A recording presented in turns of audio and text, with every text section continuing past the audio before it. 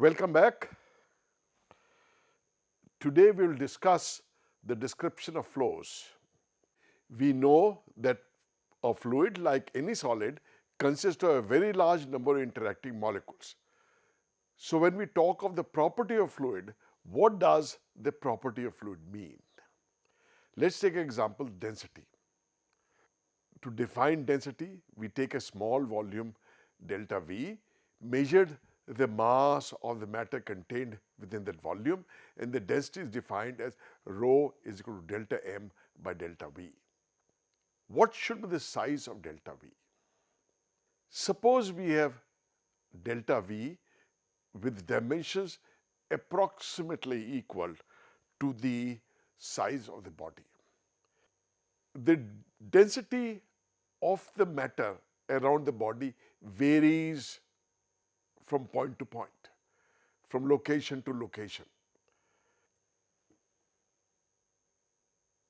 As you move this volume, the amount of matter contained within the volume would change. If the size of this volume is very large, this would smother the variations of the density over the flow field. So, if we decrease the length scale of this volume, then the density measured by this volume, that is the mass contained in the volume divided by the volume, would change with the size. The narrower that we go, the more we are going to see the density variation. After a certain limit, if we decrease the size further, the density defined as delta M by delta V would not change very much. There are very large number of interacting molecules in any gas. The number of molecules in a volume of 1 micrometer cube is of the order of 3 into 10 to the power 9 for gases at ordinary temperatures and pressure. This is a very large number of molecules. And so, the density defined by this formula would be approximately constant when the size of this volume is less than about 1 micrometer in length. If we decrease the size further, it is possible that we go into the limit. The size is so small that the number of molecules within this volume varies significantly. At some instant, there may be 20 molecules. At some other instant, there may be 25 molecules. At some other instant, there may be 15 molecules. So that we have a microscopic uncertainty as to the density. The region or the size or the length scale of this volume, when the density does not change with the size appreciably, is the region that can be termed as a continuum. The continuum model is meaningful only when the two length scales are quite distinct. What two lengths? One, the length that smothers the variation, the length that is of the size of the body, and the other, the length which is of the size of the mean free path of the molecules, so that the number of molecules contained within the volume can change with time or can change appreciably with time. In that case, when the continuum model is meaningful, it is possible to select a measuring length which is large enough so that only an aggregate effect of the molecular interaction is reflected in the measurement. But at the same time, it is small enough so that the macroscopic variations are not smothered out. The smaller length scale is of the order of the mean distance between the molecules, and the larger scale is of the order of the linear dimension of the body about which or through which the flow takes place. When a continuum model is possible, we can define a particle of the fluid. A particle of the fluid in the continuum model is an aggregate of the molecules within a small volume, which is large enough so that only the aggregate effect of the molecular interaction is reflected in the measurement, but which, that is the measuring volume, at the same time is small enough so that the macroscopic variations are not smothered out. We are able to use a continuum model in most engineering situations, and when we use this, we do not need to worry about the individual molecules at all. The length scale used in the measurement and analysis is large enough to be interacting with a large number of molecules. It is then possible to talk of the fluid as a continuous distribution of matter, and any fluid property may be expressed as a function of x, the three-dimensional space location, and possibly of time t, so that any property eta can be written as function of x and t, where x is the location of that point. Thus, we talk of pressure field and the velocity field that specify the value of these properties as a function of space points and time. Velocity is a vector, so it's a vector field. Pressure is a scalar, so it's a pressure field. These, of course, are the values of the respective properties of the fluid particles located at those points at those times. To understand the two types of descriptions that we use in fluid mechanics, let us look at this model. Here there is a fluid in which there are two different temperatures. The fluid with the light yellow color has a lower temperature. The fluid with darker yellow color is at a higher temperature. We have two floating temperature probes, a red probe and a blue probe floating with the fluid. They move with the fluid. The fluid at the higher temperature, the darker colored one, is pushing the lighter color fluid to the right. There is an additional purple probe that is stationary and it records the temperature. So let us see how these three probes see the temperature variations with time.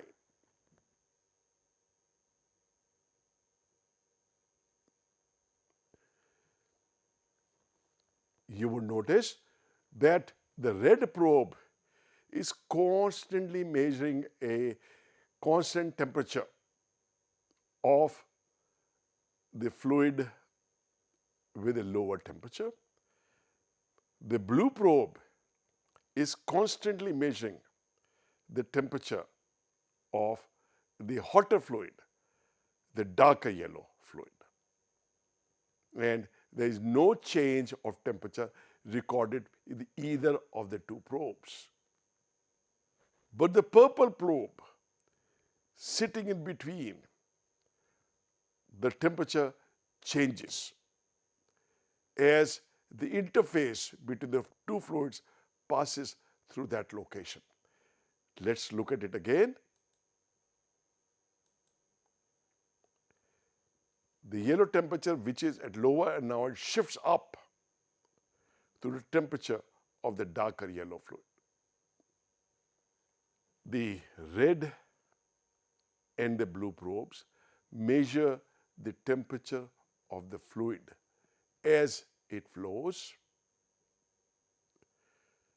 with the fluids, but the purple probe measures the temperature at a fixed location. We have two kinds of flow description, as I said. One is what is called a material description. Here the flow quantities are described for each individually identified fluid particles moving through the flow field of interest. We follow each fluid particle as it moves around and describe its location velocity, and other properties as it moves around. Properties are measured by the probes moving with the fluid. In the last example, the blue probe and the red probe were measuring the properties of material particles because they were moving with the fluid. So they were giving the temperature of the fluid particles in immediate contact with the probes, and the probe was moving with the fluid. So particles in contact with the probes were fixed. An example of this is if we follow the time history of each of the migratory birds. This is each bird goes from where to where at what time, at what velocities are they flying. This would be the material description. When you study the motion of solid particles in solid mechanics, what you are usually doing is the material description. You follow each particle and worry about their location, their velocity, and acceleration with time. This material description is also known as the system approach or the Lagrangian approach or the material approach. These are equivalent names given by different writers. In this flow, we are following each particle as it moves around. If we write the location x, the velocity v, in any other property, say pressure or density, as a function of x naught, the location of the particle at time t is equal to 0. This location x naught, that is the location of the particle at time t is equal to 0, is used here as a label of the particle. So each particle has the same value of x naught at all times, it's a label, and different particles have different values of x naughts. Their location at time t is equal to 0. So the location x at any given time is a function of the original location at time t is equal to 0 and the current time t. This map shows the movement of cyclone Nisarga in June 2020 on the west coast of India. It marks the location of the core of the cyclone on different times as it moves. This is largely a material description because the core of a cyclone consists of the same matter. This is a little more complicated picture showing the tropical cyclones in Australia over a matter of a year. You see, describing this is getting to be too complicated. And so we like to use a different description of the material properties in most cases. Luckily, we can do without it quite often. In this picture, we are showing a jet of water cutting a metal plate. If we are going to analyze this, we need to figure out the forces that the jet applies on the metal plate. It's a fixed location. We don't worry about each individual particle of water. We don't worry about what's happening to the particle over time. What we are worried about is what is a force that this jet applies at a location on the solid boundary, the solid plate where this jet cuts the plate.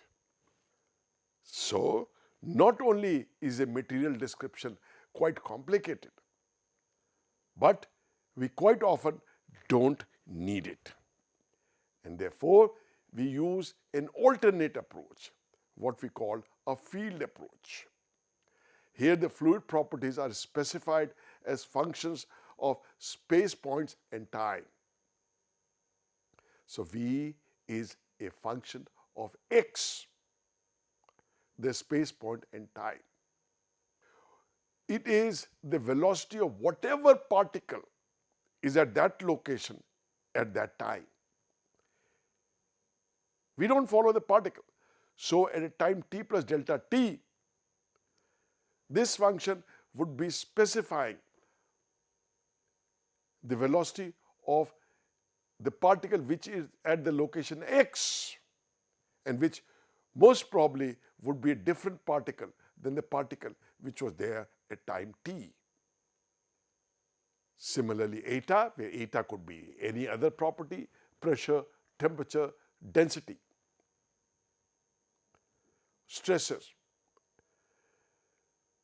These properties are measured by probes at fixed location, because we are expressing that as a function of space location x. This is also known as the Eulerian approach after the scientist Euler.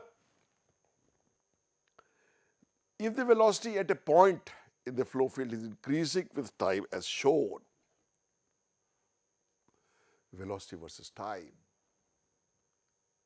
is the flow accelerating? Most probably. If the velocity at a location is fixed with time, constant with time, is the flow accelerating? It could be. It is not necessary that the fluid has a constant velocity. The fluid may still be accelerating even though the velocity at a given location is constant with time. This needs further explanation. Consider a converging channel in which a fluid is flowing like this. At the left end, the area of the channel is larger than it is at the right end,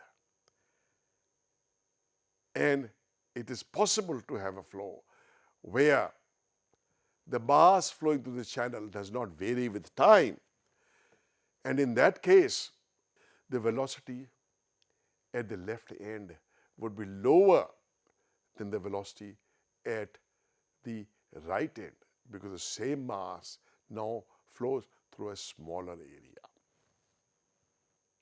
If I plot the velocity versus location x, then we get a curve like this.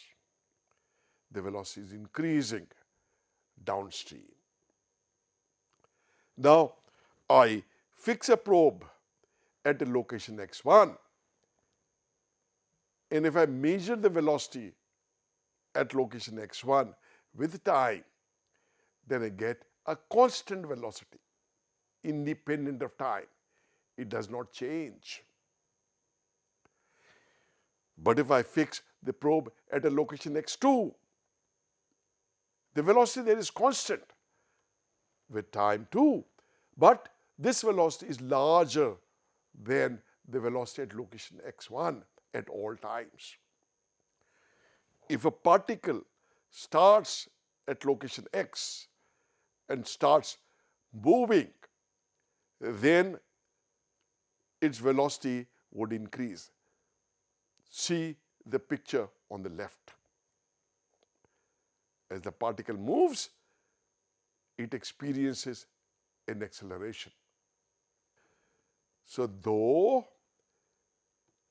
the field of velocity V is function only of x, not of time t.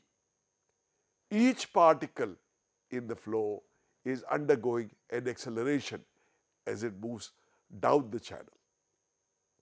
We need to worry about this, because if the particle is experiencing acceleration, then there must be a force on that particle which causes an acceleration. Newton's law of motion. So, if we see the velocity at a given velocity at a location is not changing with time, it does not mean the fluid is not accelerating.